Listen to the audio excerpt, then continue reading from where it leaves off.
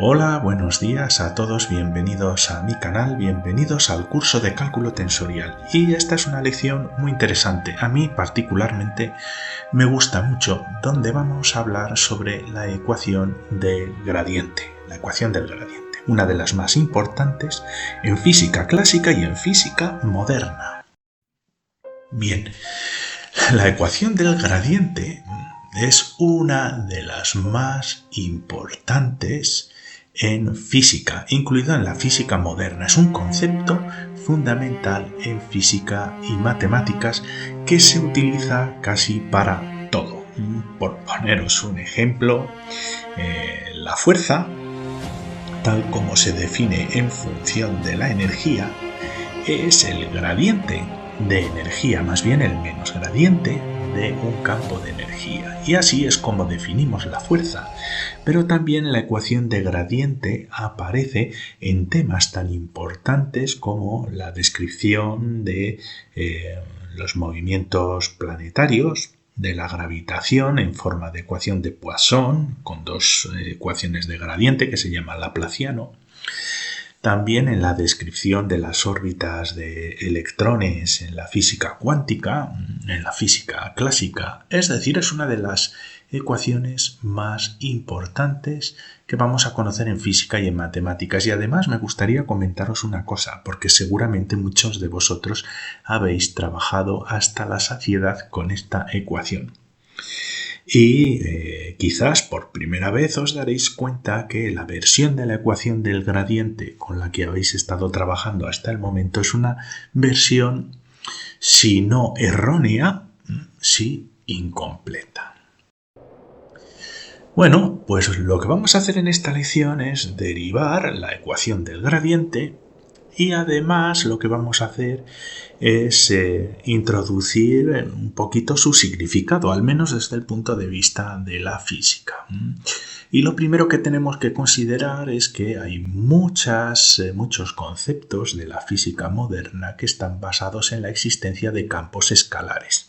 Pues un campo de energía, por ejemplo, ya sea un campo de energía eléctrica, un campo de energía gravitatoria o incluso lo que estamos mostrando aquí, un campo de temperatura, un campo escalar. Aquí ponemos a España, por ejemplo, y podemos establecer la temperatura media de España a lo largo de su territorio, siendo azul una temperatura más fresquita y aquí en morado oscuro o rojo más oscuro estaríamos hablando de las temperaturas más altas.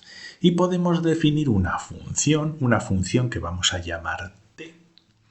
Y esta función nos proporciona un número de temperatura que va a ser dependiente de la posición en la que nos encontremos, ¿de acuerdo? Podemos construir una función y esta función es un campo escalar que vamos a llamar t.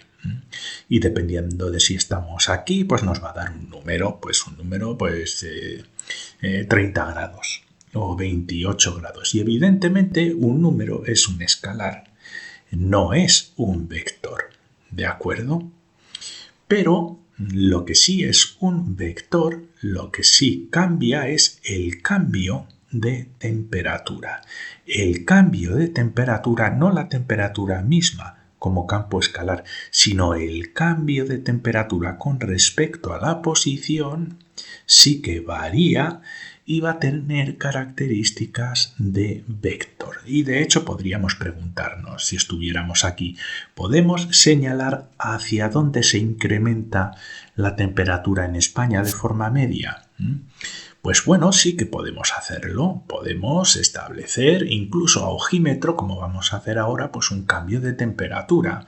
Y este cambio de temperatura ya no es un escalar porque va a tener dirección y sentido. Y podríamos decir, pues bueno, podemos señalar que en España la temperatura va a ir de menos a más en esta dirección, ¿de acuerdo? En una dirección creciente en el eje de las X y decreciente en el eje de las Y. Y podríamos también incluir una tercera dimensión con la altura. Pero por el momento, en este ejemplo, nos podemos centrar en un gradiente de temperatura, en un cambio de temperatura que tiene una dirección y un sentido, que más o menos ojímetro pues podemos ver que podemos señalar con un vector hacia donde incrementa la temperatura. Entonces partimos de un campo escalar que no tiene dirección y sentido per se, pero el cambio de este campo escalar con la posición sí que va a representar, va a tener características de vector, de ser un campo vectorial. Y ahí es donde entra la ecuación de gradiente o el operador de gradiente que vamos a desarrollar en esta lección. Tiene dirección y sentido. Pues la temperatura varía según la posición. Lo hemos establecido en el mapa anterior y podemos poner otro ejemplo un poquito más cercano. Pues tenemos una laguna aquí en medio de un desierto. Aquí tenemos y podemos imaginarnos que va a haber un cambio de temperatura a lo largo del eje de las X, si consideramos esta dirección como el eje de las coordenadas X. Y podemos preguntarnos, bueno, ¿cómo cambia la temperatura con respecto a la posición si nos movemos de izquierda a derecha, por ejemplo? ¿Vale? Pues podemos dibujar una flecha con una dirección y un sentido, esta vez exclusivamente en el eje de las X, porque solo vamos a estudiar específicamente el cambio de temperatura en el eje de las X y veremos pues que hay un gradiente de temperatura incremental que se va incrementando, siendo más fresquito aquí cerca de la laguna, y conforme nos adentramos en el desierto, la temperatura se hace más alta. Y podemos de nuevo establecer un campo escalar de temperatura que va a variar con respecto a la coordenada X, en este caso exclusivamente, porque mantenemos la coordenada Y y la coordenada Z sin modificar. Solo nos vamos a desplazar en este eje horizontal, en la coordenada de las X. Y bueno, pues vamos a dar un ejemplo cuantitativo basado en el esquema que hemos visto anteriormente. Pues vemos que la temperatura incrementa con respecto al desplazamiento de la coordenada de las X y podemos establecer una función t dependiente de la posición y decimos, bueno, pues en el medio de la laguna, en la posición x igual a 0, tenemos una temperatura que podemos medir y también podemos comprobar la temperatura existente a 100 metros del centro de la laguna cuando nos acercamos un poquito más al borde del desierto, a los 100 metros. Y medimos, pues por ejemplo, que la temperatura en la posición 0, en la laguna, son 10 grados y conforme vamos acercándonos al borde del desierto, pues nos sube hasta los 20 grados, es decir, de 10 pasa a 20 en una distancia de 100 metros. Y nos preguntamos, ¿cuánto cambia la temperatura en este desplazamiento? Pues bueno, lo que tenemos que hacer es cuánto cambia la temperatura en forma de incremento, por eso ponemos esta delta, temperatura final menos temperatura inicial, dividido pues la distancia que hemos recorrido. La distancia final, 100 metros, y la distancia inicial 0 metros. Por eso ponemos un intervalo en las coordenadas de las X. Bien, pues lo calculamos, 20 grados menos 10 grados es lo que nos ha incrementado la temperatura en una distancia de 100 metros. Y podemos hacer las operaciones y nos da que tenemos un incremento de 0,1 grado centígrado con respecto por cada metro de desplazamiento. Y esto es lo que nos da el gradiente de temperatura a lo largo de una distancia recorrida, de un tramo de coordenada. Es esta operación, ya está, no hay que darle más vueltas. La única diferencia es que en este ejemplo hacemos longitudes, medimos temperaturas y longitudes muy macroscópicas, pero en física teórica nos gusta trabajar con ecuaciones donde los intervalos de cambio son muy pequeñitos, son diferenciales. Esa es la única diferencia. De todos modos hay que indicar algo más. Aquí tenemos de nuevo el ejemplo y aquí vemos cómo la temperatura va cambiando, como ya hemos visto, del centro de la laguna hacia el borde de nuestro desierto, y podemos calcular el gradiente de temperatura exclusivamente si nos desplazamos en la coordenada X. Pero también podemos considerar cómo cambia la temperatura con un desplazamiento a lo largo de la coordenada Y que podemos establecer pues hacia arriba, y podemos imaginarnos que conforme vamos subiendo, vamos incrementando la altura, pues la temperatura baja. Está más caliente aquí abajo y más frío conforme vamos subiendo hacia arriba. Entonces podemos establecer también otro gradiente de temperatura exclusivamente cuando nos desplazamos por la coordenada Y. Fijaos que estos cálculos los hacemos en este caso sin variar la coordenada Y y en este caso sin variar la coordenada X, y obtenemos dos valores de gradiente. Uno por desplazamiento en la coordenada X y otro por desplazamiento en la coordenada Y.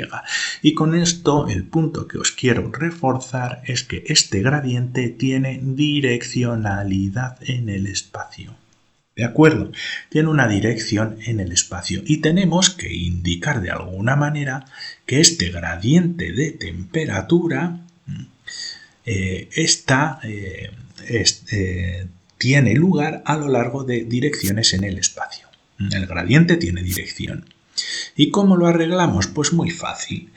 Como este desplazamiento de temperatura, este cambio de temperatura con el cambio en posición de X está a lo largo de la coordenada X, pues lo único que tenemos que hacer es multiplicarlo por un vector unitario covariante de dirección y sentido. Y clásicamente en física clásica a ese vector unitario de dirección y sentido a lo largo de la coordenada X se le llama y latina con una flechita aquí arriba. Y ahora este gradiente tiene características de vector de desplazamiento en la coordenada X. Pero también podemos hacer lo mismo con un cambio de gradiente de temperatura en la coordenada Y. Y para ello tenemos que multiplicarlo por otro vector unitario de dirección y sentido a lo largo de la coordenada Y, que clásicamente se representa con J y con una flechita aquí arriba para indicar que es un vector que tiene dirección y sentido y que es unitario, el Y y el J, en la coordenada X, en la coordenada Y. Y bueno, si trabajamos en tres dimensiones, pues tenemos tres direcciones para el gradiente. Un gradiente en la coordenada X, otro gradiente en la coordenada Y y otro gradiente en la coordenada Z. Y para indicar la dirección y sentido en la coordenada Z, pues tenemos que multiplicarlo por un vector unitario de la coordenada Z, que clásicamente se representa como una K con una flechita. Entonces tenemos los tres vectores unitarios covariantes, ya que estamos en un curso de cálculo tensorial, covariantes de dirección y sentido en un sistema de coordenadas cartesiano, son el I, J y K. ¿De acuerdo? Y así tenemos un gradiente en la coordenada X, un gradiente en la coordenada Y y un gradiente en la coordenada Z. ¿Y qué pasa si ahora sumamos estos gradientes? Pues los vamos a sumar. ¿De acuerdo? Tenemos estas tres direcciones para el gradiente y lo que hacemos es sumarlos. Entonces tenemos el cambio asociado a la coordenada X, el cambio asociado a la coordenada Y y el cambio asociado a la coordenada Z. Y esto pues nos genera un vector de gradiente, un vector que tiene un componente en el eje X, un componente en el eje Y y un componente en el eje Z. Y cuando sumamos estos tres componentes nos da un vector que lo podemos representar como una T porque provenía de nuestro campo escalar. Pero no es el campo escalar, sino que es el campo escalar sobre el cual hemos aplicado un gradiente, una operación de gradiente en forma de diferenciales parciales del campo escalar con respecto a las coordenadas. Fijaos que aquí hemos sustituido los intervalos por unos diferenciales parciales, por una diferenciación parcial, en este caso en el eje de las X, Y y Z, y es parcial porque estos cambios se realizan manteniendo fijas la temperatura en la coordenada Y y Z, fijo más bien las coordenadas Y y Z. En este caso, lo que estudiamos es cómo cambia la temperatura cuando modificamos exclusivamente la coordenada Y, pero no la Z o la X, y por eso es una diferenciación parcial. Y en este caso, pues estudiamos cómo cambia la temperatura cuando cambiamos la coordenada Z, pero sin modificar la Y y la X. Y si sumamos estos tres componentes, pues nos da un nuevo vector, un vector que vamos a llamar un vector de gradiente y que nos va a indicar pues lo que habíamos visto en las diapositivas anteriores, hacia dónde va más o menos, dónde se incrementa la temperatura en nuestro desierto, incorporando las tres direcciones del espacio. El resultado es un vector. Y si lo operamos, ¿vale? Lo que hacemos es que podemos indicarlo de esta otra manera, entre comillas, factorizamos el campo escalar del cual partíamos, el campo de temperatura, y esta parte de aquí que veis donde hemos sacado el campo de las diferenciales y hemos dejado exclusivamente las diferenciales en forma de pseudovector, porque como veis tienen aquí los componentes de las bases vectoriales covariantes en la coordenada X, Y y Z, y esto lo consideramos un operador de gradiente. ¿De acuerdo? Si aplicamos este operador de gradiente sobre un campo escalar, lo que obtendremos es un campo vectorial de gradiente, de cambio de nuestro campo escalar con respecto a las posiciones en el espacio. Y esto se suele resumir de esta manera, con un delta hacia abajo y con una flechita aquí arriba indicando que esto es el operador de gradiente y que nos reúne la operación que habíais visto anteriormente. A este operador también se le llama operador grad, operador del o operador nabla. ¿De acuerdo? Y esto lo que hacemos es aplicarlo a un campo escalar para obtener un campo vectorial que nos indica cómo varía nuestro campo escalar con respecto a los desplazamientos de posición.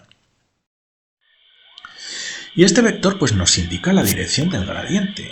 Pues, por ejemplo, si la temperatura aumenta con un desplazamiento a la derecha pero disminuye con un desplazamiento hacia arriba, si calculamos el vector de gradiente sobre el campo escalar de temperatura, pues nos va a dar, cuando sumemos esos componentes vectoriales de esas derivadas parciales, nos va a dar pues, como resultante un vector pues, que va a ir aproximadamente en esta dirección y sentido, marcándonos la dirección y sentido en la cual tenemos un incremento de temperatura en esta posición de aquí.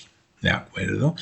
Y si colocamos vectores de nuestro gradiente del campo escalar de temperaturas a lo largo del espacio, nos va a dar como resultado un campo vectorial que nos indica cómo se mueve, cómo cambia nuestro campo escalar a lo largo del espacio. Y ese es el concepto de gradiente y de ecuación de gradiente. Pero en cálculo tensorial, porque evidentemente estamos estudiando un curso de cálculo tensorial y este es un objeto muy importante dentro del cálculo tensorial, dentro de las matemáticas. Entonces, en cálculo tensorial tenemos que transformar la notación de nuestro operador de gradiente, porque como ya habéis visto, la notación del cálculo tensorial difiere de la notación que normalmente utilizamos en física clásica. Por ejemplo, en física clásica o matemáticas, pues no utilizamos X, Y, Z, y como vectores el I, J y K, pero nosotros en cálculo tensorial, como ya hemos visto en las lecciones anteriores, y os recuerdo que para poder entender cada lección es necesario haber visualizado las lecciones previas del curso, os dejo un enlace al final de esta lección y otra en la descripción a este vídeo. Pues bueno, como hemos visto en este curso, utilizamos nosotros un lenguaje específico de cálculo tensorial. Así que tenemos que tensorizar esta expresión, que es simplemente ponerla en otro tipo de notación. Y lo primero que vamos a hacer es cambiar la notación de las coordenadas, porque en vez de x, y y z vamos a utilizar notación tensorial. Y lo que vamos a poner es x con el superíndice contravariante 1, que representa las x con el superíndice contravariante 2, que representa la y, y x con el superíndice contravariante 3, que nos representa la coordenada z. Y entonces ya tenemos nuestras coordenadas diferenciales, nuestros diferenciales de coordenadas en notación tensorial. Aunque parezcan exponentes, es que en este programa no lo puedo poner más pequeñito. Estos son realmente índices contravariantes. Pues bien, ya hemos cambiado eso. Y ahora lo que tenemos que hacer es pues cambiar la nomenclatura de las bases covariantes. Entonces, en física clásica son I, J y K, pero en este curso estamos utilizando una nomenclatura donde las bases covariantes yo las represento como una U con una flechita y con el índice covariante correspondiente a la coordenada en la que estamos trabajando.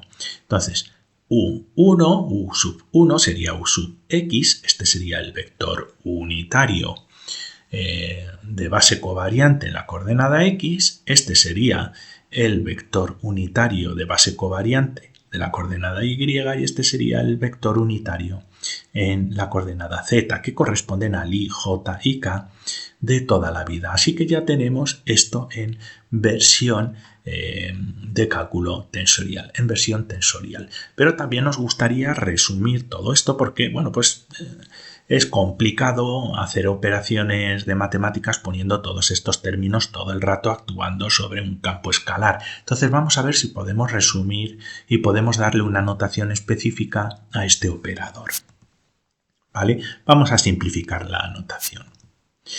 Y una notación interesante, por ejemplo, es colocar el símbolo de gradiente, esta vez sin la flechita aquí arriba, porque la direccionalidad de nuestro operador ahora la introducen las bases covariantes que tenemos aquí.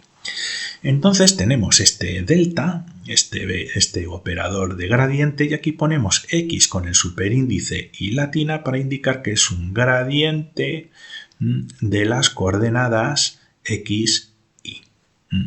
Y de esa manera pues no tenemos que especificar x1, x2, x3. Todo dependerá del valor que adquiera y latina. Si y es igual a 1 estaríamos hablando de la coordenada x, si es igual a 2 la coordenada y, y si igual a 3 la coordenada z.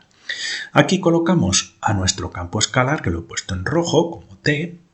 Entonces nuestro operador actúa sobre nuestro campo escalar y después tenemos aquí las bases covariantes unitarias de nuestro sistema de coordenadas cartesiano, que, bueno, pues sustituimos los números, como veis, por una i latina. Y fijaos que hay una correspondencia entre los números aquí, 1 y 1, 2 y 2, 3 y 3, con lo cual esto debería incluir alguna notación que nos indique que hay un sumatorio, pero ya hablaremos sobre ese tema. Entonces ya veis que podemos resumir esta ecuación con el operador de gradiente, t y las bases covariantes.